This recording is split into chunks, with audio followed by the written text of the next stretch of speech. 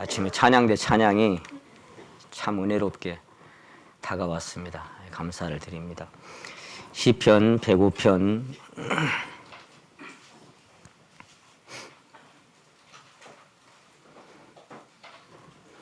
지난번에는 17절을 함께 묵상하다가 시간이 다 갔습니다. 오늘 17절부터 27절까지를 같이 한번 다시 읽으시겠습니다. 시편 105편 17절에서 27절까지 말씀을 같이 읽도록 하겠습니다. 시작. 한 사람을 앞서 보내셨으며 요셉이 종으로 팔렸도다. 그 발이 착고에 상하며 그 몸이 쇠사슬에 매였으니 곧 여호와의 말씀이 응할 때까지라. 그 말씀이 저를 단련하였도다. 주께 사람을 보내어 저를 방석하며 열방에 자유케 하셨도다. 저로 그 집에 주관자를 삼아 그 모든 소유를 관리하고 임의로 백관을 제어하며 지혜로 장로들을 교훈케 하였도다. 이에 이스라엘이 애굽에 들어가며 야곱이 함 땅에 객이 되었도다. 여호와께서 그 백성을 크게 번성케 하사 그들의 대적보다 강하게 하셨으며 또 저희의 마음을 변하여 그 백성을 미워하게 하시며 그 종들에게 행하게 하셨도다. 또 그 종 모세와 그 택하신 아론을 보내시니 저희가 그 백성 중에서 여호와의 표징을 보이고 함 땅에서 기사를 행하였도다. 아멘.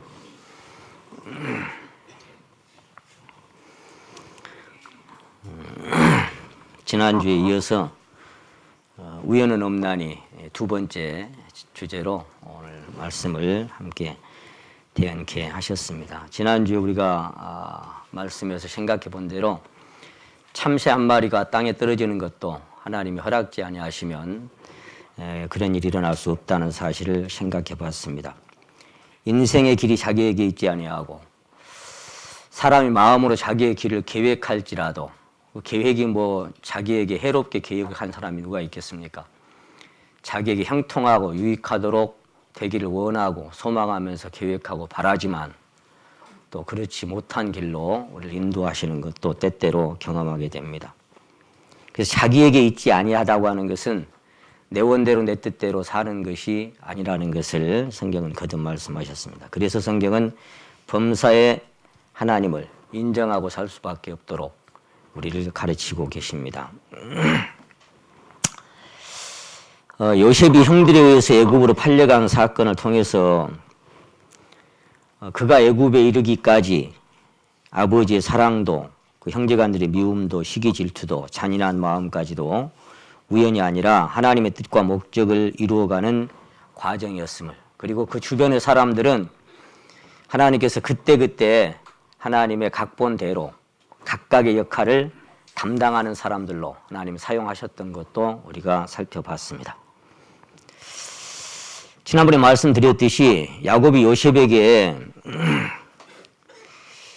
형들에게 다녀와라 그렇게 심부름을 시킨 시간이 그 미디안 상인들이 그 형들이 양을 치고 있는 그 자리로 오기까지의 그 시간과 그 거리, 과정 이런 것들이 다 우연이 아니었던 것을 생각해 봤습니다.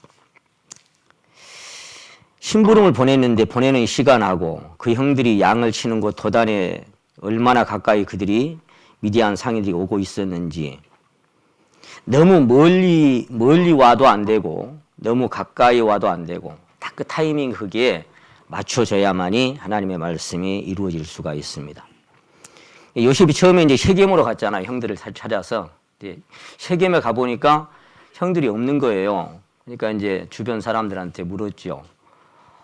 그 형들이 어디로 옮겨서 양을 쳤느냐고. 그러니까 도단으로 갔다고 또 얘기합니다. 도단으로 옮겨갔다는 사실을 알고 다시 도단까지 가는 시간과 그 형들이 요셉을 만나는 시간, 그를 구덩이에 던져버리는 시간, 그들이 음식을 먹다가 눈을 돌이켜 미디안 상인들을 발견하는 시간, 이 타이밍이 정확하게 맞아떨어져야 돼요. 그리고 유다의 마음에 요셉을 죽이지 말고 구덩이에서 끌어올려서 미디안 상인들에게 팔아버리자고 제안하는 그 시간, 그 마음의 생각, 모든 타이밍이 절묘하게 맞아떨어져야만 하나님께서 이 한 사람을 애굽으로 보내는 과정이 그대로 성취될 수가 있는 것입니다. 그리고 미디안 상인들이 마음에 요셉을 딱 보고 사겠다고 결정하는 마음까지, 안 살 수도 있잖아요. 나 저런 노예는 필요 없어. 우리 데리고 가기에 또 그렇게 불편하니까 안 사겠다. 또 그렇게도 할 수 있잖아요. 근데 그렇게 사겠다고 결정해서 은 20에 그를 사는 그 마음, 애굽 노예 시장에 이렇게 끌려가는 그 시간, 그리고 그날 지난번에 제가 5일장 날을 말씀드렸습니다마는 바로의 시위대장 보디발이 그 노예 시장에 도착하는 시간, 때마침 요셉이 노예로 상품으로 이렇게 내놓는 그 시간, 이런 것들이 우연이겠습니까? 결코 우연일 수가 없습니다. 그래서 그 노예가 또 마음에 들어야 되니까 그래도 흥정해서 자기 노예로 사서 자기 집안으로 데려가는 그 과정까지, 모든 일련의 일들이 우연이 아니라 그야말로 하나님께서 정하신 절묘한 타이밍 안에서 이루어졌다는 사실을 지난번에도 생각해 봤습니다. 만일 애굽 노예 시장에 끌려간 요셉이 보디발이 아닌 다른 사람들에게 팔려갈 수도 있지 않겠습니까? 다른 사람이 살 수도 있잖아요, 그 사람을. 그러나 그런 일은 결코 일어나지 않습니다. 왜냐하면 요셉은 반드시 당시 최강대국인 애굽이라는 나라의 고위직에 올라야 되고, 그런 이후에 그 형들이 요셉을 못 알아볼 만큼 세월은 흘러야 되고, 그리고 그 형들이 요셉에게 엎드려서 절을 해야만 하는 특별한 상황이 발생하여야만 되기 때문입니다. 그 꿈은 이루어져야 되고 성취되어야만 했던 것입니다. 하나님께서 꾸게 하신 꿈이라면 성취될 수밖에 없고, 그런 일련의 과정들이 한치 오차도 없이 이루어질 때 그 꿈이 완전히 100% 완성되는 것을 우리는 성경에서 발견할 수가 있게 되는 것입니다. 하나님께서는 요셉과 함께 하셨고, 그를 노예로 산 보디발은 요셉 덕분에 범사에 형통하게 자기 가정에 복을 받고 있다는 사실을 알게 됩니다. 마치 야곱으로 인하여 거부가 된 그의 외삼촌 라반처럼 하나님의 기회로 인하여 온 집안이 형통의 복을 받은 가드 사람 오벳 에돔의 집처럼 그 요셉을 인하여 보디발 장군의 집안에 복을 받는 역사를 하나님께서 일으켜 주십니다. 근데 그 하나님의 그 꾸게 하신 꿈이 이루어지려면 요셉이 감옥에 들어가야만 돼요. 감옥에. 근데 애굽 바로 왕의 시위대장 보디발의 집에는 바로 왕의 왕궁에서 범죄한 죄수를 가두는 감옥이 있었더라. 그렇게 창세기 39장 20절에 기록되어 있습니다. 하나님의 플랜은 그 감옥에 애굽 왕 바로의 신하 중 술 맡은 관원장과 떡 굽는 관원장이 거기 들어와야 돼요. 요셉을 만나려면. 그래야 그 일련의 꿈들의 과정이 이루어지는 그 과정이 이루어집니다. 저는 이 말씀들을 쭉 이렇게 살피다가 정말 기가 막히게, 주제가 뭐라고요? 우연은 없어요. 하나님께서 모든 것을 통치하고 다스려 가신다고 하시는 그 주권, 그것을 다시 한번 인정하는 그런 시간이 되게 하셨습니다. 그 떡 굽는 관원장하고 술 맡은 관원장이 감옥에 갇혀서 꿈을 꿔야 하고, 그 꿈을 해석할 수 있는 특별한 지혜를 또 요셉한테 줘야 되고, 그리고 그들의 꿈을 요셉이 해석해 줘야 되고, 그러기 위해서는 요셉이 그 감옥에 갇혀야만 하고, 감옥에 갇히려면 왜 감옥에 갇혀야 되겠어요? 죄를 지어야 감옥에 가는 거예요. 죄를 지어야. 그러나 요셉은 하나님을 경외하는 사람이었으므로 감옥에 갇힐 만한 죄를 범한 일이 일어날 수가 없는 거죠. 더구나 보디발의 신임을 100% 얻을 만큼 신실한 사람이 무슨 공금횡령을 하겠어요? 폭행죄를 짓겠어요? 뭐 사기죄를 짓겠어요? 요셉이 감옥에 갈 만한 일이 없어요. 하나님이 어떻게 요셉을 감옥에 넣을까요? 그 술 맡은 관원장과 떡 굽는 관원장이 그 감옥에 와야 하고 그 감옥에 요셉이 들어가야 되는데 어떻게 감옥에 보내겠어요? 그때 마침 보디발의 아내가 요셉을 유혹하는 일로 누명을 쓰게 됩니다. 그리고 억울하게 감옥에 갇히게 됩니다. 이게 창세기 39장입니다. 한번 찾아보시겠습니다. 창세기 39장.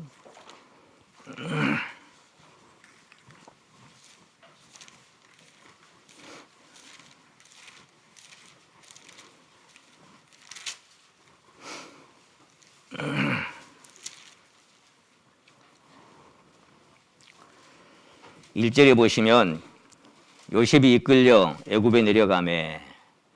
자, 누구 손에 이끌렸겠어요? 표면적으로 볼 때는 상인들의 손에 이끌리고 형들의 손에 의해서 이렇게 됐지만은 그 이면에는 하나님의 계획이 숨어 있었죠.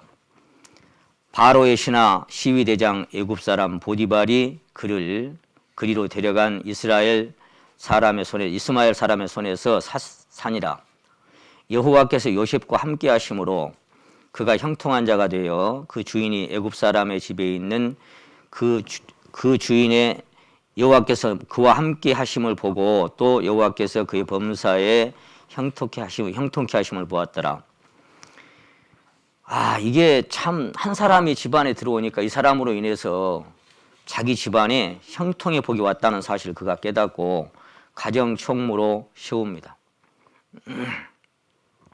그래서 5절에 보시면 그가 요셉에게 자기 집과 모든 소유물을 주관한 때부터 여호와께서 요셉을 위하여 그 애굽 사람의 집에 복을 내리심으로 여호와의 복이 그의 집과 밭에 있는 모든 소유에 미친지라. 참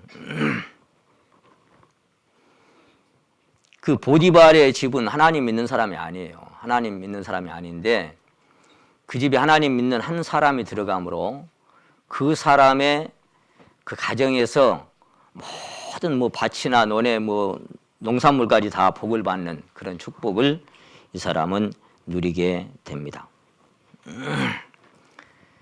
근데 거기서 이제 이 보디발의 아내의 유혹이 시작이 되고 그리고 9절, 10절에 보시면 나는 하나님 믿는 사람이기 때문에 이런 죄를 지을 수 없다. 그렇게 거절했을 때 이 보디발의 아내가 이를 꾸며가지고 그 요셉의 옷을 이렇게 벗겨가지고 잡아가지고 소리를 지르고 그리고 남편이 퇴근하기를 기다려서 남편에게 그 일을 고할 때 남편이 굉장히 노하게 됩니다. 19절에 보면 주인이 그 아내가 자기에게 고하기를 당신의 종이 내게 이같이 행하였나이다 하는 말을 듣고 심히 노한지라. 이 요셉의 주인이 그를 잡아 옥에 넣으니 그 옥은 왕의 죄수를 가두는 곳이었더라. 요셉이 옥에 갇혔으나 여호와께서 요셉과 함께 하시고 그에게 인자를 더하사 전옥에게 은혜를 받게 하시매. 그러니까 하나님께서 형통이라고 말씀하신 형통과 그 사람이 생각하는 형통은 그 차원이 좀 달라요. 세상의 관점으로 본다면 요셉이 형통합니까? 그렇게 끌려가서 감옥에 이렇게 쳐넣어졌는데 그것도 억울하게 누명을 쓰고. 근데 하나님은 그와 함께 하셨다고 말씀하셨고 계속 형통케 한다고 자꾸 말씀하셨어요. 거기 23절에도 말씀하시기를 전옥은 그의 손에 맡긴 것을 무엇이든지 돌아보지 아니하였으니 이는 여호와께서 요셉과 함께 하심이라. 여호와께서 그의 범사에 형통케 하셨더라. 범사에 형통케 하셨더라. 그래서 아까 제가 기도를 드렸습니다만 시편 23편의 다윗의 기도를 보게 되면 여호와 나의 목자시니 내가 부족함이 없으리로다로 시작을 해서 내 영혼을 소생시키시고 자기 이름을 위하여 의의 길로 인도하시는데 그가 나를 푸른 초장에 누이시기도 하고 쉴만한 물가로 인도하시기도 하지만 또 때로는 사망의 음침한 골짜기로 인도하실 때도 있고 눈물 골짜기로 인도하실 때도 있는 겁니다. 오늘 맑다고 내일도 맑을 수 있을지, 오늘 또 흐리고 눈몰아치고 비바람 그렇게 쏟아져도 또 내일 또 그럴지 아니할지 그것은 우리는 전혀 알 수 없는 인생의 길을 가고 있는 것입니다. 하나님이 한 사람을 연단시키시고 단련시키시고 그 사람을 그리스도의 형상으로 빚어가는 과정은 글쎄요. 푸른 초장이나 쉴만한 물가나 그것을 통해서 빚어가는 과정보다는 사망의 음침한 골짜기나 눈물 골짜기를 통해서 그 사람을 깎아내시고 무너뜨리시고 빚어가시는 과정을 보게 됩니다. 이 요셉도 그랬던 것 같아요. 시험을 통과해야 하는 과정을, 그 공과를 그는 걸어야만 했던 것입니다. 하나님은 보디발의 아내의 유혹도 사용하시고 억울한 누명도 사용하시고 감옥도 사용하시고 술 비는 관원장이나 떡 만드는 관원장이나 그들의 꿈도 사용하시고 해몽도 사용하시고 다 적절한 때에 그때 그 사람에게 맡긴 그 역할들을 사용하셔서 그 한 사람에게 이루고 싶어하는 그 한 사람을 통해서 이루고 싶어하는 하나님의 역사를 그래서 주인공 한 사람을 위해서 주변에 엑스트라를 많이 붙여주시고 이런저런 환경과 세팅장이 조성이 되는 겁니다. 조성이 되고 그 한 사람을 계속 빚어가시기 위해서 그 과정들을 만들어 가시는 거예요. 그러니까 우리는 그것을 알 수가 없지만 그 전체가 하나님의 손 아래에서 조율되고 있다는 사실을 인정하는 것이 범사의 하나님을 인정하고 살아가는 삶이다. 그렇게 볼 수 있겠습니다. 여기서도 하나님의 절묘한 타이밍을 엿볼 수 있는데 보디발의 아내가 요셉을 유혹한 때 그 시간 보디발이 요셉을 옥에 가두는 시기와 바로의 신하 중 떡 굽는 관원장하고 술 맡은 관원장이 범죄한 시기 범죄하지 않으면 그 감옥에 올 수가 없으니까요. 그 범죄가 그냥 있었겠어요? 그들이 요셉이 갇혀있는 감옥에 들어간 시간 그때 마침 요셉은 또 어쨌어요? 이 전옥에게 신임을 받아가지고 감옥을 이렇게 통제할 수도 있고 컨트롤할 수 있는 그 감옥에 있는 사람들을 관리할 수 있는 또 그런 그 자리까지 위치해 있는 그런 형통함을 맛보게 되죠. 요셉이 감옥에서도 신임을 얻어서 그들에게 가까이 섬기는 시간 아니 그러니까 바로의 술 비는 관원장하고 떡 만드는 관원장이 직위로 말하면 높으신 분들이에요. 그런 분들이 감옥에 왔는데 감히 요셉이 옆에 접근할 수 있겠습니까? 근데 요셉이 그 사람들을 시중 둘 수밖에 없도록 대화를 할 수밖에 없도록 그렇게 하나님 만들어 가신 겁니다. 그리고 그들이 꿈을 꾼 이 시간 이 모든 사건의 이면에는 전능자의 작정하신 절묘한 타이밍이 성취되고 있었던 것을 보게 됩니다.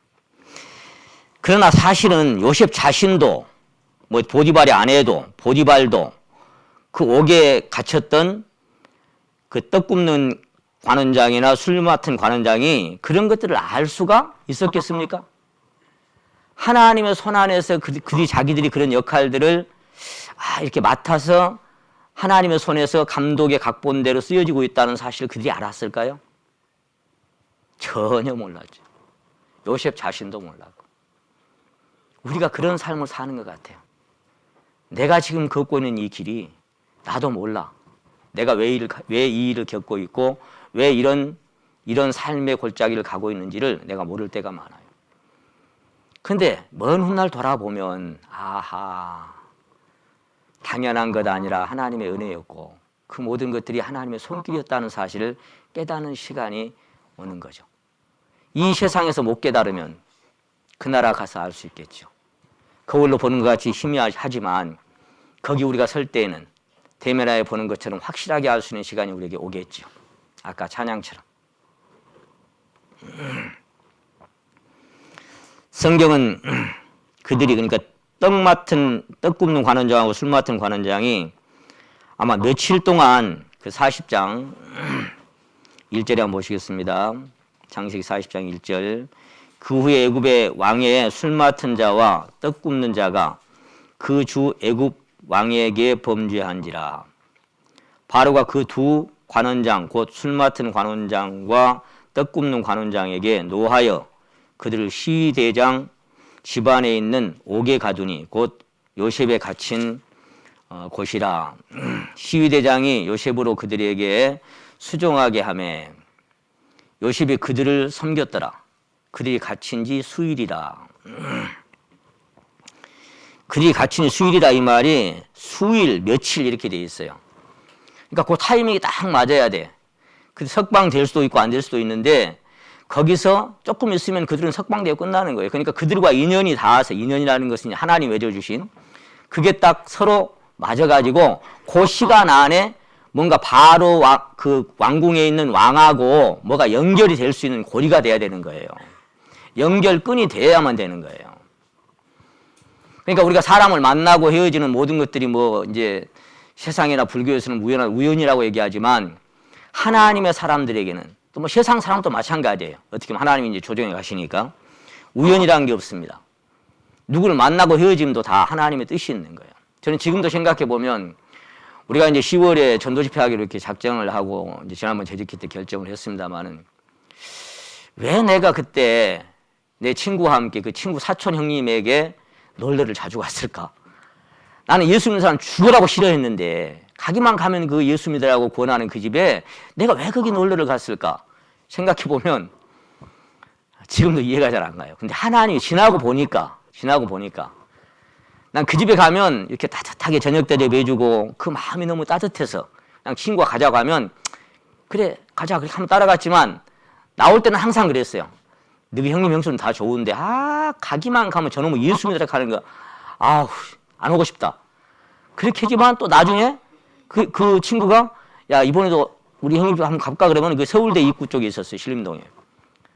그러면 또 따라가. 내가 한 번 가고 두 번 가고 몇 번 가는데 그때 몇 번 가다 안 가버렸으면 제가 주님을 만날 수 있었을까? 돌이켜보면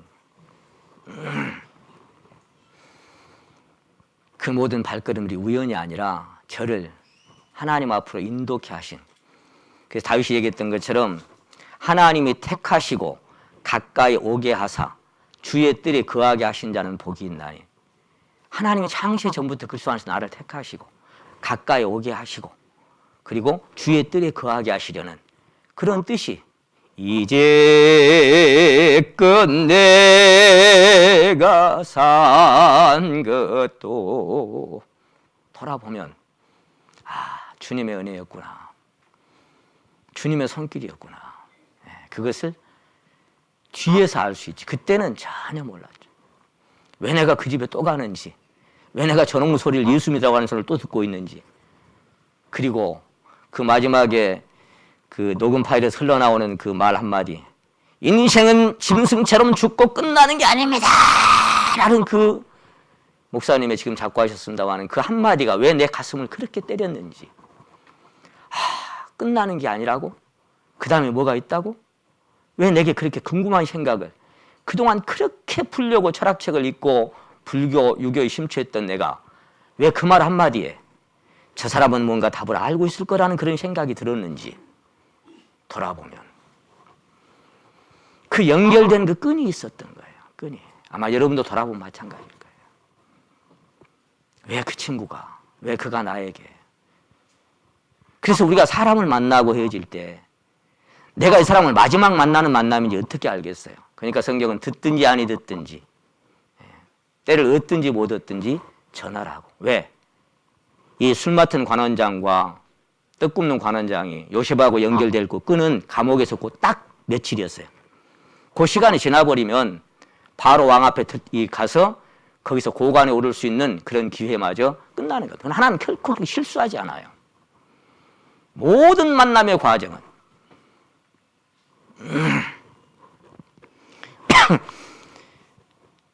요셉도 누명을 쓰지 않았으면 그 감옥에 오지 않았을 것이고, 떡 굽는 관원장이나 술 맡은 관원장으로 범죄하지 않았다면 그 감옥에 오지 않았을 것이고, 그리고 그 감옥에서 요셉과 만나서 서로 연결된 그 짤막한 순간의 고리가 연결되지 않았을 것입니다.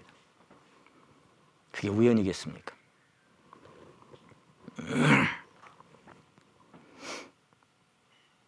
그 수일 동안, 며칠 동안에 하나님은 그 일을 작정하셨던 것입니다. 그들은 꿈을 꾸었고 요셉의 해몽대로 사흘 뒤에 떡 맡은 관원장은 처형되고 술 맡은 관원장은 석방됩니다. 요셉은 술 맡은 관원장에게 자기를 생각해 줄 것을, 거기 한번 보세요. 이 사흘 뒤에 12절에 보시면 40장 12절 요셉이 그에게 이르되 그 해석이 이러하니 세 가지는 사흘이라 지금부터 사흘 안에 바로가 당신의 머리를 들고 당신의 전직을 회복하리니 당신이 기왕에 술 맡은 자가 되었을 때에 하던 것 같이 바로의 잔을 그 손에 받들게 되리이다. 절호의 기회죠. 이 순간이. 그래서 14절에 당신이 득이하거나 하거든 나를 생각하고 내게 은혜를 베풀어서 내 사정을 바로에게 구하여 이 집에서 나를 건져내소서. 나는 히브리 땅에서 끌려온 자요 여기서도 옥에 갇힐 일은 행하지 아니하였나이다. 요셉의 해몽대로 떡 굽는 관원장은 사흘 후에 처형됐죠. 술 빚는 관원장은 다시 회복이 돼서 바로 왕의 왕궁에 복직이 됩니다. 그러니까 이게 다른 버전에 보니까 막 얼마나 애절한 마음으로 이렇게 부탁을 하는지 몰라요. 선생님, 제발 나가시거든 나를 잊지 마십시오. 나 좀 생각해 주십시오. 제발 가시거든 내 억울한, 나 정말 정직한 사람인데, 나 하나님을 경외한 사람인데 꼭 나를 생각해서 나를 여기에서 좀 나가도록 바로 왕에게 얘기 좀 해 주십시오라고 얼마나 간곡하게 부탁을 하는지 몰라요.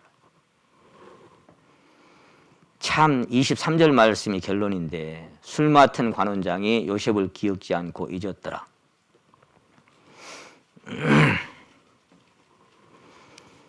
그것도 자그마치 몇 년 동안 잊었어요? 2년 동안을 그냥 까맣게 잊어버린 거예요. 요즘 뭐 우리나라 말로 뭐 까마귀 고기 드셨나 그러잖아. 예, 까마귀 고기 드셨나 그러잖아. 까맣게 잊어버린 거예요. 까맣게. 그것도 우연이었을까요? 우리가 상식적으로 생각한다면 그게 잊어버릴 일이 아닙니다. 그렇잖아요. 어떻게 잊어버립니까? 자기 생명이 걸린 중대한 꿈이었고 해몽이었고 그 꿈대로 두 사람이 들어갔다가 한 사람은 3일 후에 처형되고 자기만 풀려났는데 그 꿈이 100% 완벽하게 맞아떨어졌는데 어떻게 그걸 잊겠어요? 그것도 2년 동안이나. 상식적으로 볼 때는 이해가 안 가요. 누가 잊게 하셨겠어요? 누가? 세상의 격언 중에도 은혜는 돌에 새기고 원수는 물에 새겨라는 말이 있습니다. 자기가 참 그 은혜를 입었잖아 말이에요. 그 꿈 때문에. 근데 까맣게 마음에 새겼던 것을 잊어버리고 말았습니다. 하나님께서는 인생의 생각이나 기억력까지도 지배하고 컨트롤하신다는 사실을 우리는 여기서 볼 수가 있습니다. 하나님 내 마음속에 말씀을 생각나기도 하시고 까먹기도 하시고 저도 그럴 때가 많아요. 어쩔 때는 그게 이제 요한복음 14장 26절에 그런 말씀하셨죠. 보내실 성령이 오시면 성령께서 모든 것을 가르치시고 내가 너에게 말한 모든 것을 생각나게 하시리라. 생각나게 하시리라. 어떻게? 내 마음속에. 그러니까 제가 뭐 저뿐만 아니겠죠. 이 말씀을 대연하는 모든 분들은 하나님께서 이렇게 생각나게 하셔요. 생각나게. 그 계시라 그러죠. 계시해 주시면 그 계시해 주신 것이 생각나게 하시는 것이고 그 생각나게 하시는 것을 가지고 하나님 말씀이 선포가 됩니다. 그래서 지가 하는 게 아니라 하나님께서 생각나게 하시고 계시해 주셨으니까 그냥 통과하는 것밖에 없는 거죠. 보리떡이나 물고기를 가지고 떼어서 이렇게 이 바구니에 담긴 것을 그냥 나눠주기만 하는 것이 제자들이지 자기가 만들어낸 게 아니잖아요. 주님의 손에서 받아서 그냥 나눠주는 거예요. 전달자죠, 전달자. 설교자들에게 하는 앞선 선배님들이 그런 얘기를 해요. 택배 기사 같은 역할만 해라. 그러죠. 택배 기사가 아주 값비싼 것을 갖다가 이게 배달을 해줬어. 그럼 택배 기사는 그냥 전달해 주는 것으로 돌아서 나오면 되는 거예요. 그런데 받는 사람의 기분이나 그 느낌이나 얼굴 표정을 살피려고 할 필요가 없다 그 말이죠. 그런 것처럼 설교하는 자들도 마찬가지로 기억해라. 너는 택배 기사처럼 말씀을 전달하면 그 말이다. 누가 그 택배를 받아가지고 막 아이고 감사해요. 택배 기사한테 감사할 게 뭐 있는데 보내준 사람한테 감사해야지. 감사해요. 막 얼굴이 감동하고 그 택배 기사 그거 보고 막 와 내가 잘했구나. 그런 바보 같은 택배 기사가 어디 있겠어요. 저도 마찬가지고 우리 말씀을 대연하는 모든 형제들은 다 그런 역할을 하고 있는 겁니다. 받는 사람의 얼굴 표정 살필 필요도 없고 그 감정이나 느낌을 살피려고 애쓸 필요도 없어요. 아, 설교가 좋았다느니 뭐 잘 들었다니 그런 얘기도 기대할 필요도 없어요. 전달하면 끝이라. 받았으면 그걸로 되는 거고 보내신 분한테 감사드리면 되는 거고 그것뿐이에요. 그래서 생각나게 하시고 기억력까지도 컨트롤하시는, 저는 누가복음 22장을 읽다가, 자, 그것도 이제 하나의 성취된 과정인데, 너희가 다 오늘 밤 나를 버릴 것이다 그렇게 얘기했을 때 베드로가 특별히 나서가지고 다 주를 버릴지라도 나는 주를 버리지 않겠나이다 했는데, 다른 제자도 다 그렇게 말했다 그랬죠, 사실은. 근데 베드로가 이제 추우니까 모닥불 가에서 이렇게 쬐고 있단 말이지. 불을 쬐고 있는데 여자아이가 와가지고 그 예수라면 그 사람 그 제자라고 얘기하니까 아니라고, 또 얘기하니까 또 아니라고, 또 얘기하니까 3번이나 이렇게 부인을 하고 나서 그때까지도 뭐예요, 생각이 안 나. 내가 왜 그렇게 하고 있는지를 몰라. 베드로가 지금 내가 그렇게 3년이나 따라다니면서 사사건건 나와가지고 무리도 걸어다니고 그 엄청난 그 능력을 경험했던 그 베드로가 왜 그렇게 예수님을 모른다고 하고 있는지를 자기도 모르는 거예요. 지금 자기가 왜 그러고 있는지를 몰라. 그럼 왜 그래요? 주님께서 그런 시간들을 통해서 베드로를 무너뜨리고 붕괴시켜야 할 필요가 있었기 때문에 그 베드로를 꺾어내는 시간이지만 그 스스로는 그걸 알 수가 없는 거예요. 아까 요셉도 마찬가지예요. 왜 그렇게 끌려가고 고생했으면, 그 집안이 복받았으면 더 형통하게 만들 줄 알았는데 왜 또 누명 쓰고 감옥에 갖다 쳐넣어? 요셉이 그걸 알았겠어요? 왜 그런지를? 몰라. 모르는데 이면에 하나님의 절묘한 타이밍이 있어. 근데 거기 보면 이렇게 이제 불을 쬐다가 멀찌감치 따라가서 자기에게 불이익이 올까 봐서 멀찌감치 따라가가지고 불을 쬐고 있는데 예수님 저기서 뺨을 맞고 그 사람들에게 멸시당하는 모습 보잖아. 이렇게 멀찌감치 보고 있는데 뭐라고 거기에 기록되는 거 하니까 주께서 돌이켜 베드로를 보시니 그랬어요. 딱 3번 부인하고 나서 새벽닭이 울고 나서예요. 새벽닭이 울어도 못 깨달아.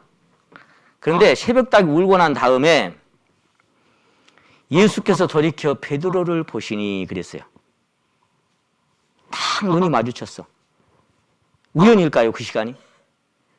딱 보시니 베드로가 네가 닭 울기 전에 3번 나를 부인하라는 말씀이 생각나서, 그 생각이 그냥 떠올랐을까요? 아니요. 자기가 왜 그러고 있는지도 몰랐지만 예수님 딱 쳐다보니까 그 눈이 마주치는 순간에 그게 딱 생각나서 밖에 나가서 어둠 속에서 통곡을 하고 옵니다.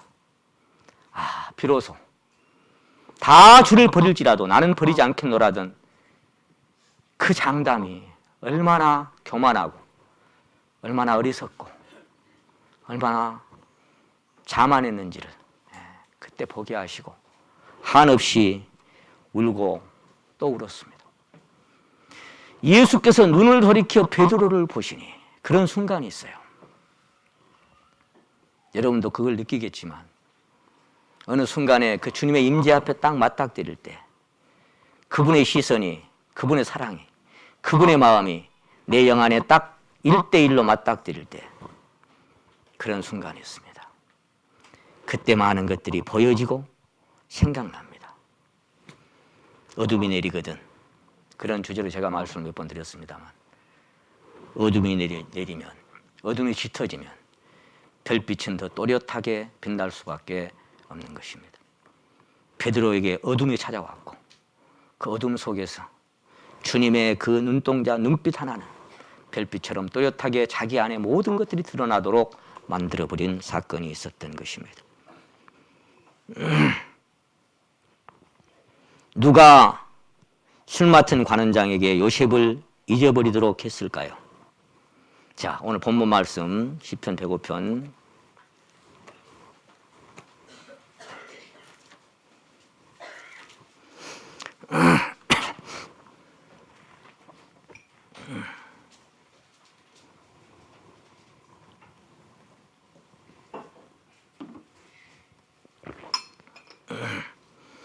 18절 말씀입니다.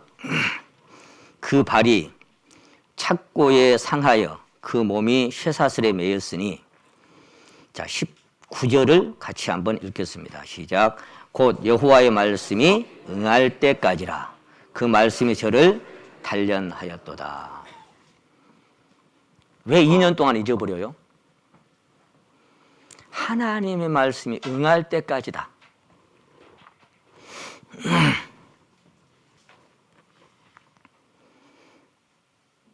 하나님의 말씀이 저를 단련하고 있었다. 그렇게 지금 말씀하십니다.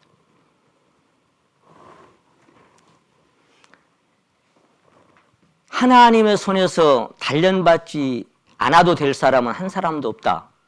그런 말씀을 제가 몇 번 드렸습니다. 내 종 욥을 위하여 보았느냐? 너무 정직하고 순전하고 세상에서 악에서 떠나서 하나님을 경외하는 자가 이밖에 없다. 정말 이 사람밖에 없다고 할 만큼 그 당시에 최고의 행실로 살아갔던 사람이죠. 그런 사람도 그가 나를 단련하신 후에는 내가 정금같이 나오리라고. 요셉도 하나님의 말씀으로 그가 단련되는 그런 시간이 필요했던 겁니다. 그 공과를 통과해야만 했던 것입니다. 여기 지금 다시 한번 보시면 18절에 그 발이 착고에 상하여 그 몸이 쇠사슬에 매였으니 누가 매였어요? 그 절묘한 타이밍에 의해서 그 감옥에 집어넣었고 곧 여호와의 말씀이 응할 때까지라. 그 시간을 결코 벗어날 수 없어요. 힘들지만 고통스럽지만 그 말씀이 저를 단련하고 있다는 사실을 요셉은 몰랐을 겁니다. 그러나 그 시간이 하나님이 그를 빚어가고 있는 시간이라는 사실을 우리는 이 기록된 말씀들을 통해서 어렴풋이 알게 되는 것입니다.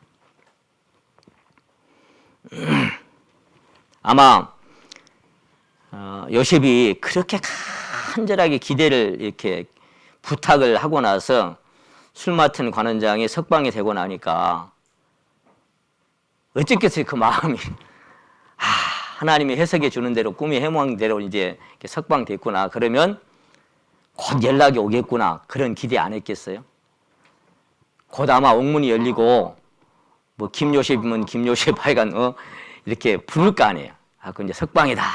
그래야 되는데 며칠 기다려도 이 옥문이 안 열리네. 자기 이름을 안 부르네. 한 주가 지나도 한 달이 지나도 아무런 소식도 없네. 그 마음이 어쨌겠어요? 그 마음이.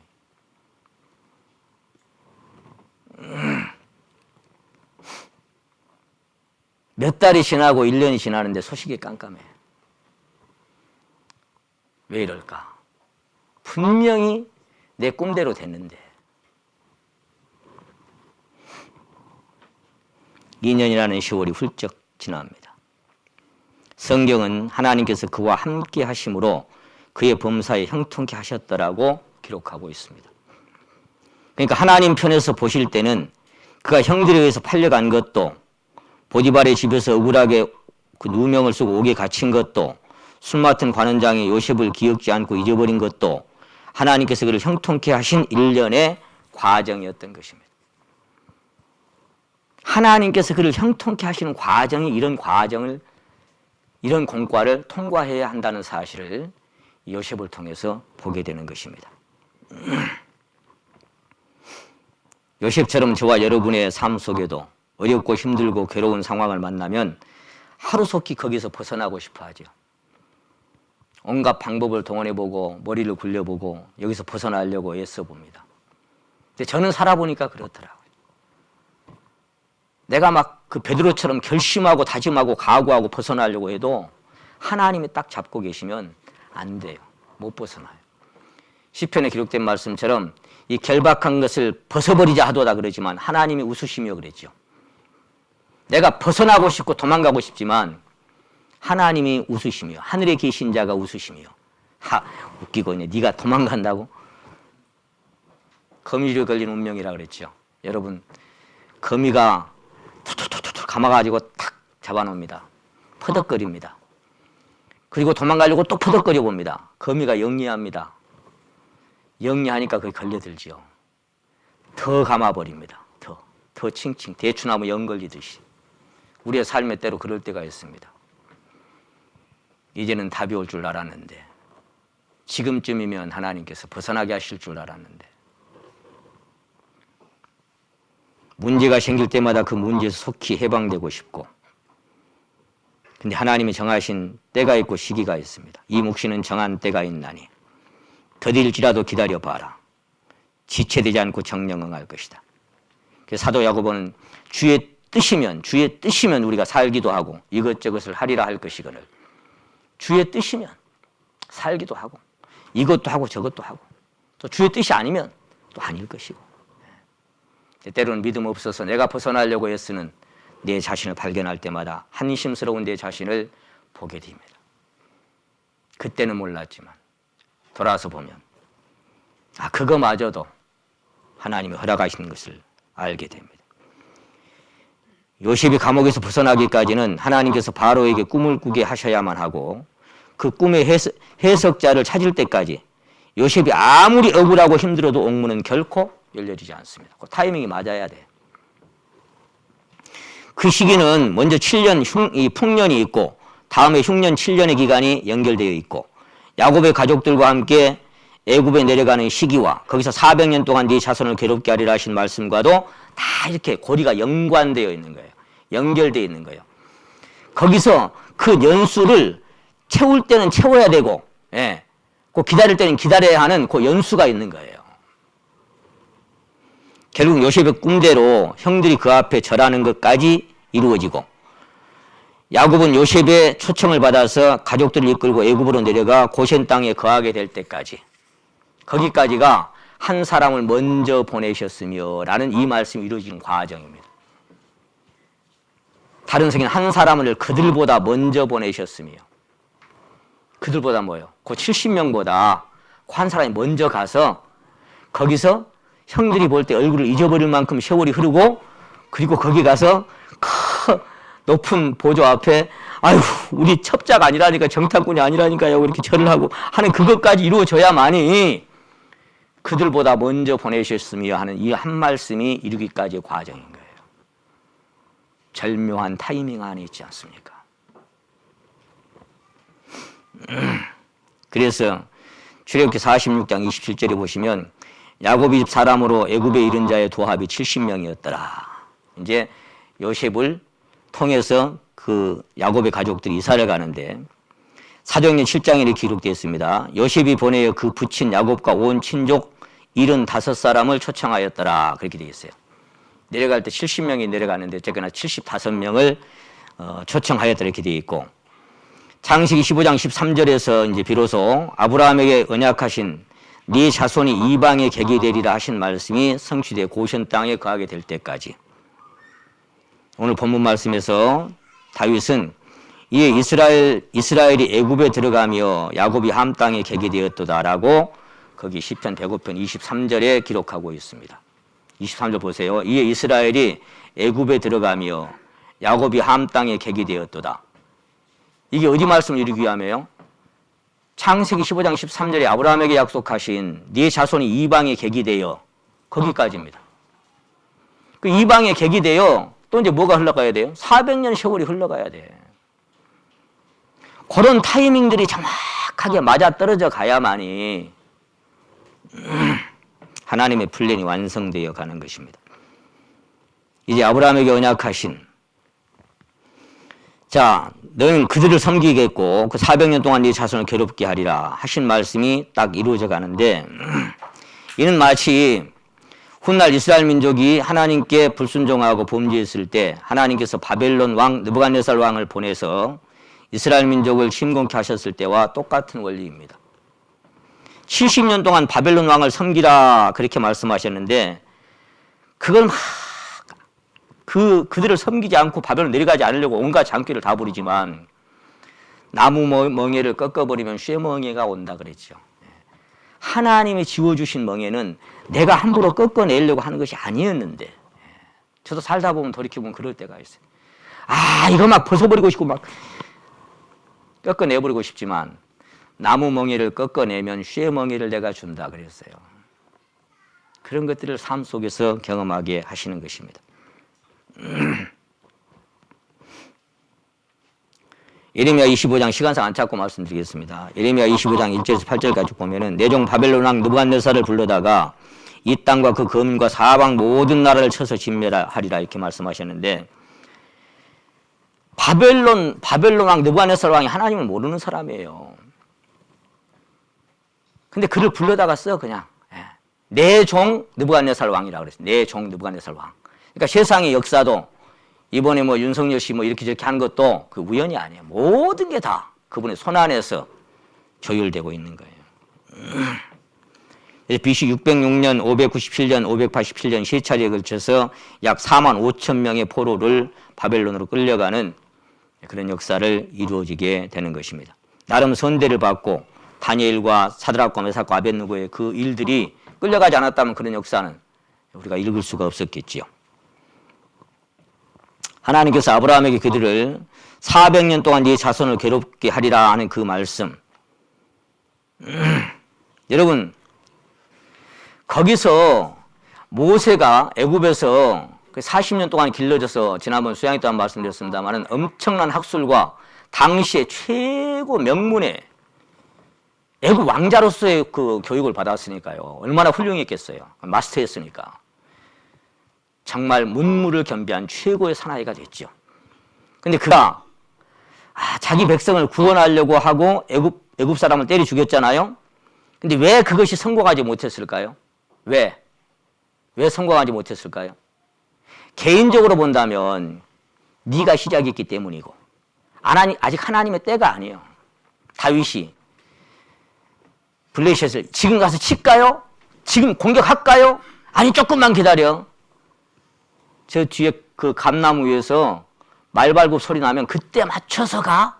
타이밍이라고 하는 게요. 기가 막힌 거예요. 조금만 기다려. 내가 움직이면 같이 움직여. 주 동하면 나 동하고 주 정하면 나 정하네. 그 타이밍에 맞춰가야 되는데 저도 살다 보니까 때때로 제가 앞설 때가 있어. 제가 말발굽 소리 들릴 때까지 기다려. 그 타이밍에 맞춰서 움직여. 그게 신호니까. 그거예요. 그래서 모세가 자기가 먼저 나섰기 때문에 실패한 것도 있지만 아직 뭐가 필요해요? 400년이 차야 돼. 거기서 그들이 나오려면. 그래서 그가 미디안 광야에 도망가야 되고 거기 40년이 또 흘러가야 되고 그리고 거기서 비로소 이제 아론과 함께 가야 되는 거예요. 그 400년이 차야 돼. 그 기간이 차기 전엔 지가 구원하려고 아무리 해봤자 안 돼. 그래서 실패한 거예요. 그 타이밍에 맞게 가야 되는 거예요. 근데 그걸 우리 인간이 모를 때가 많아. 잘 캐치를 못해.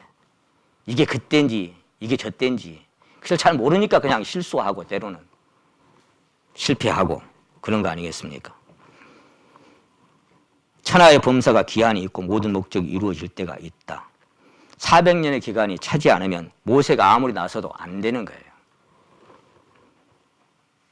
왜 하나님은 거짓말을 하실 수가 없기 때문에. 근데 예레미야 29장 10절에 보시게 되면 하나님께서는 그들을 바벨론에서 70년이 차면 다시 돌아오리라고 또 약속을 하셨어요. 그러니까 그 70년이라고 하는 그 과정, 그 타이밍, 그 시간은 하나님이 정하셨기 때문에 70년이 되기 전에는 안 돼. 못 돌아와. 400년이 차기 전에는 못 나와.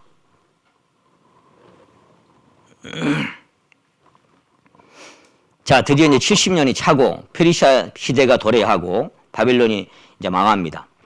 하나님이 그 언약을 성취하기 위해서 고레스 원년의 그의 마음을 감동시킵니다.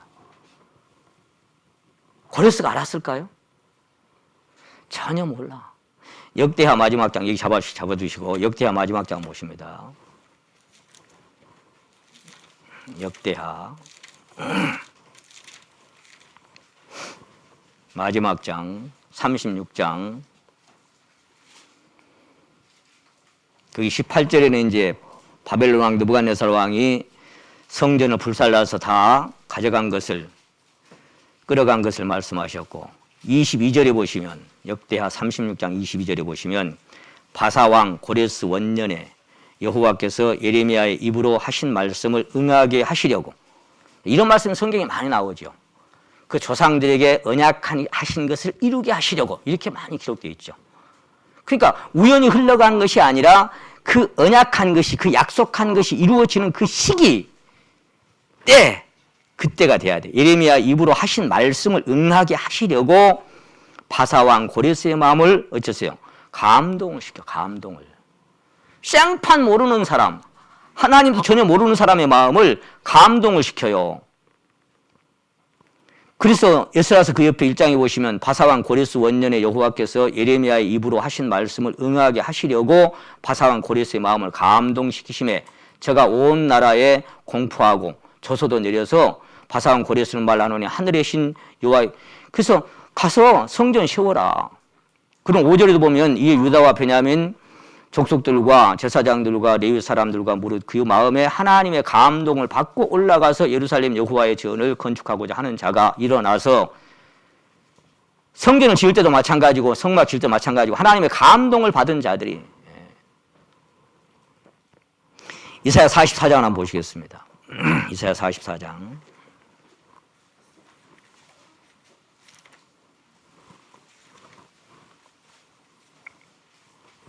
28절 말씀, 이사야 44장 28절 말씀. 고레스에 대하여는 이르기를 그는 나의 목자라 나의 모든 기쁨을 성취하리라 하며, 예루살렘에 대하여는 이르기를 중건하리라 하며, 성전에 대하여는 이르기를 네 기초가 시험이 되리라 하는도다. 고레스가 뭐냐? 그는 나의 목자다. 나의 모든 기쁨을 성취한다. 근데 고레스가 그렇게 그들을 보내주고 싶어 보내줘요? 안 그래요. 하나님도 전혀 모르는 사람이 뭘 보내주고 싶겠어요. 거기 45장 1절에 보시면 나 여호와의 기쁨을 받은 고레스의 오른손을 잡고, 하나님이 그렇게 이끌어 가셔.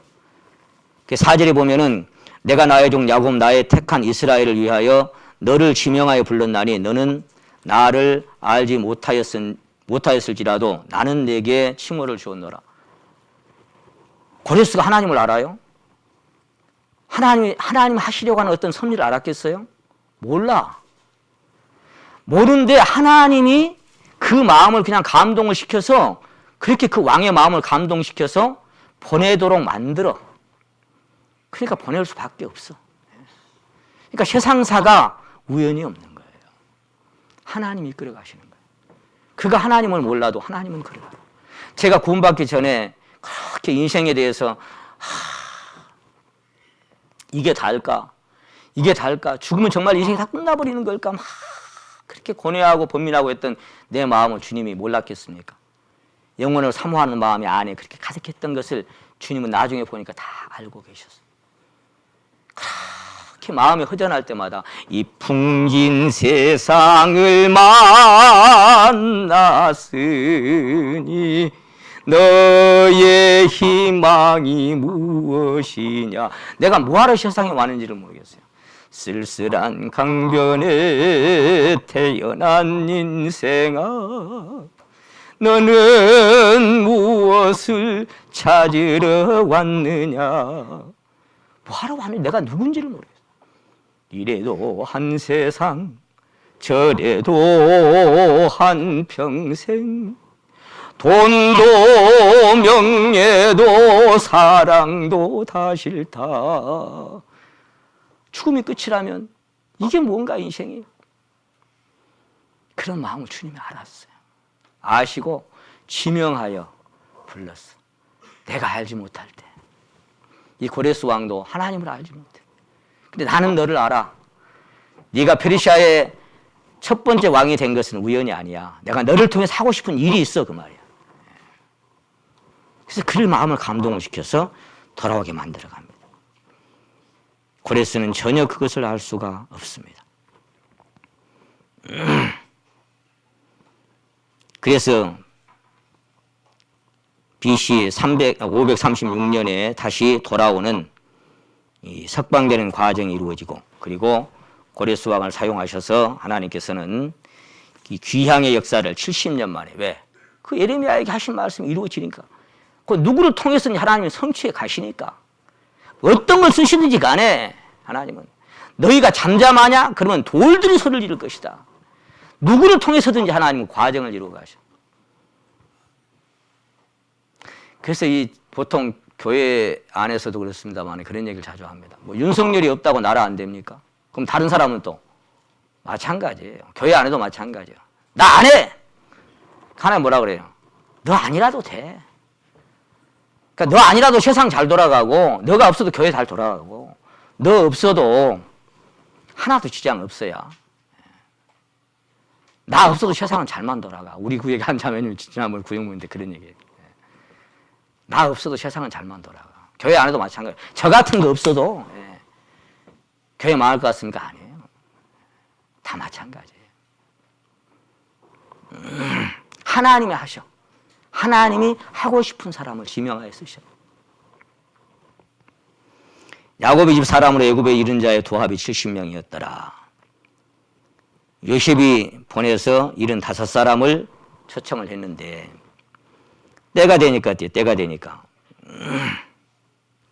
스데반은 사도행전 7장 17절에서 하나님께서 아브라함에게 약속하신 때가 가까움에 이스라엘 자손이 애굽에서 번성하여 많아졌더라. 그렇게 기록하고 있습니다.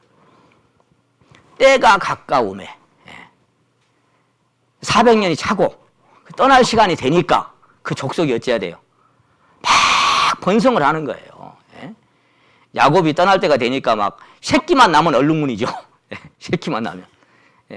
왜 제사 좀 줘서 보내려고. 그냥 막 번성을 하는 거예요. 그 남자아이 나면 그냥 죽이라고 해도 그게 번성이 막 되는 거예요. 왜? 누가? 하나님이 그렇게 하시는 거예요. 그 스데반의 설교에 보면 뭐예요? 때가 되어가매 그 말이에요. 그런 때가 차감에 하나님이 그것을 이루시는 거예요. 번성의 역사를. 그래서 천하의 범사가 기한이 있는 거예요. 오늘 여기 말씀 시편 105편 24절 보십니다. 여호와께서 그 백성을 크게 번성케 하사 그들의 대적보다 강하게 하셨으며. 자, 하나님이 번성케 하신다고. 하나님이. 출애굽기 1장에는 요셉을 알지 못하는 새 왕이 일어나서 애굽을 다스리더니 그렇게 돼 있고, 감독자를 그들 위에 세워서 그들은 무거운 짐을 지워서 괴롭게 하고 그들로 바알을 위하여 국고성 비돔과 람셋을 건축하게 하였더라. 왜 그래요? 그들은 400년 동안 네 자손을 괴롭게 할 것이다. 그 말이 이루어져야 되잖아요. 그러니까 그 백성은 할 수 없이 괴로움을 받아야 되는 거예요. 왜? 아브라함이 약속하신 그 약속이 이루어져야 되기 때문에 할 수 없이 괴롭힘을 받아야 되는 거예요. 학대를 받을수록 더욱 번성하니까 왕이었죠. 두렵잖아, 이제. 너무 강해지니까. 그러니까 이것도 이제 죽여야 되겠다 그랬죠. 그래서 신명기 10장에 보시게 되면은 애굽에서 내려간 네 열조가 겨우 70인이었으나 이제는 네 하나님 여호와께서 하늘의 별과 같이 많게 하였더라. 근데 이 말씀이 출애굽기 12장 37절이 뭐라고 말씀하셨냐면 유아 외에 보행하는 장정이 60만 가량이더라. 70명이 내려가 가지고 나오려고 보니까 유아 외에 장정이 60만이니까 대충 해도 한 200만 정도로 잡더라고요. 성삭자들이. 그렇게 많이 불어난 거예요. 누가 불어나겠어요? 하나님이 때가 되니까, 스데반 설교처럼 하나님이 약속하신 기한이 차가니까. 근데 거기 보세요. 그렇게 많아지니까 25절 보십니다. 또 저희 마음을 변하여 그 백성을 미워하게 하시며. 자, 저는 이 말씀 보면서요. 자, 지금 뭐라고 말씀하시는 거 하니까 마음을 변하여 그랬어요. 변하여. 어떻게 하셨다고요? 미워하게. 마음을 변하여 미워하게. 또 다른 성경에 찾아보니까 뭐라고 되는 거 하니까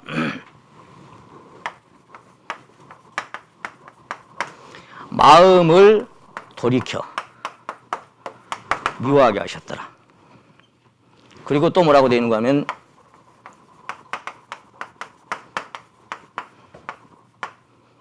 마음을 바꿔서 그들을 미워하게 하셨더라. 또 이렇게 되어 있어요. 마음을 돌려서 그들을 미워하게 하셨더라. 이것이 아까 마음을 변하여고 마음을 달라지게 하셔서 이렇게도 돼 있어요. 달라지게 하셔서. 그러니까 뭐예요, 아까? 이 마음을 컨트롤하고 주장하시는 게 누구냔 말이에요. 때로는 감동케 하시기도 하고, 때로는 어째 할까? 미워하게 하셔, 미워하게. 그래서 누가 하는 일이냐고요.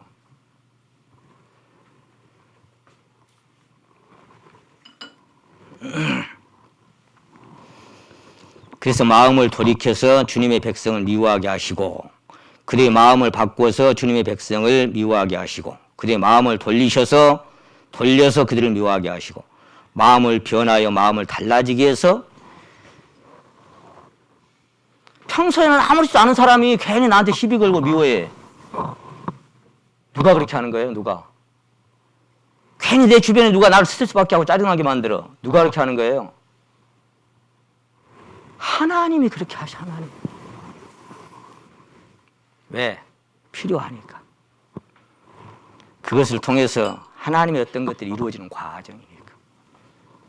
미워하기도 하시고, 잔인하기도 하시고, 사랑하기도 하시고, 시기질투하게 하시고, 별이 별 마음을 다 하나님 이끌어내죠. 그것들이 다 합력하여 거듭 말씀드립니다. 이 모든 것들이 합력해서 하나님의 선을 이루시는 거예요. 합력해서. 사람의 마음이 내 마음대로 안 돼요. 아니, 베드로가 거짓말했겠어요? 죽을지언정 거짓말 안 해요. 진실이에요. 그러나 그가 왜 그렇게 말하고 있는지는 자기도 몰라. 때때로 그럴 때가 있는 거예요.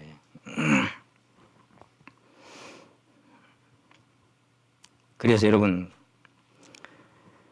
이 바울을 보내가지고 자기 백성을 떠나라 하시는데 여러분 며칠 길을 떠나라고 말씀하시는 거예요? 네, 3일 길. 3일 길을 떠나라 그러지요. 3일 길을 떠나라. 제가 시간상 안 찼습니다. 3일 길을 떠나라고 하신 말씀 출애굽기 3장 19절에 기록되어 있고 5장 3절에 기록되어 있고 8장 27절에 기록되어 있어요. 3번이나. 거기서 그냥 하나님 섬기면 안 돼? 안 그래요. 3일 길을 거기서 떠나서 하나님께 제사를 드려야 돼요. 인생이 하나님을 섬길 수 있는 자격을 얻으려면 3일 길을 떠나야 돼요. 그리스도와 함께 죽고 함께 장사되고 함께 부활한 그 기간이 3일이에요. 그 3일끼리 그리스도와 함께 연합돼서 전혀 이전 것은 지나갔으니 보라 새 것이 됐다라고 하는 새 생명 안에 들어갈 때 비로소 주님을 영적으로 만나는, 주님을 섬기는 자격이 얻어지는 거예요. 3일길을 떠나려고 하는데 바로는 자꾸 어때요? 이 땅에서 하나님을 섬기라고 하죠. 이 땅에서 자꾸, 이 땅에서. 그게 뭐예요? 구분되지 않고 구별되지 않고 쪽발이가 안 되고 굽이 갈라지지 않은 채로 하나님을 섬기라고 자꾸 얘기하는 거예요. 그렇지 않아. 거기서 떠나야 되고 홍해도 건너야 되고 그리고 가나안 땅까지 가야만이, 하나님이 약속하신 땅에 들어가야만이, 예, 그것도 훗날 가서 또 여전히 남겨주신 하나님의 이유가 있지만 어쨌거나 그런 역사들 하나님 이루어 가셔야만 되는 거예요. 아무리 이 땅에서 나중에 자꾸 간다고 하니까 어째요? 가긴 가되 너무 멀리는 가지 마라 그랬죠. 무슨 얘기예요? 가긴 가되 사단은 자꾸 그런 거예요. 완전히 쪽발이 갈라지도록 않고 그냥 섞여지도록 자꾸만 만드는 거예요. 3일 길을 자꾸 떠나라고 성경은 말씀하십니다. 그래서 하나님은 그들에게 재앙을 내리십니다. 피재앙, 개구리떼 재앙, 티끌재앙, 파리재앙, 심한 악질 재앙, 재를 날려버리니까 이제 독종이 생기는 재앙, 우박과 불덩이 재앙, 메뚜기떼 재앙, 3일 캄캄한 흑암 재앙, 모든 처음 난 것이 다 죽어버린 장자의 재앙까지 10가지의 재앙을 일으킵니다.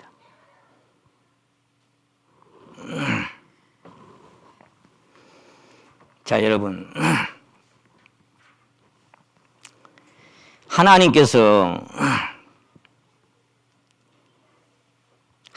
이 마음이, 인생의 마음이 그래요. 때때로 인생의 마음이,